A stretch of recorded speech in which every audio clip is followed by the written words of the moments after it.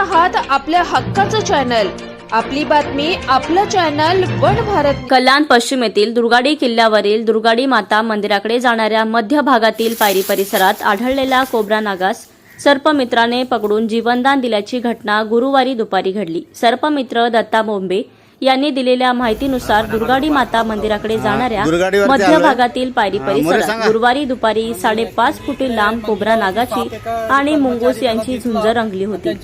दरम्यान तिथे किल्ले दुरुस्ती काम करणारे कामगार पोहोचले। त्यांची चाहूल लागल्याने मुंगूस पळून गेले। मात्र त्या नागाचा रुद्रावतार पाहता मजुराची भीतीने त्रिधातिरपीट उडाली। प्रसंगावधान पाहत सुरक्षा कर्मचारी मोरे यांनी सर्पमित्र दत्ता बोंबे यांच्याशी संपर्क साधला असता तातडीने घटनास्थळी पोहोचत सर्पमित्र दत्ता बोंबे यांनी 5.5 फुटी लांब विषारी कोब्रा नागास पकडून जीवदान दिल्याचे पाहता उपस्थितांनी सुटकेचा निश्वास टाकला। सर्पमित्र दत्ता बोंबे यांनी सांगितले की गारव्यामुळे साप उन्हाची तेरीपसाठी दगडी पायरी परिसरात उभीसाठी आला असावा। संदर्भित पकडलेल्या विषारी नागास जीवदान देत नैसर्गिक अधिवासात सोडले।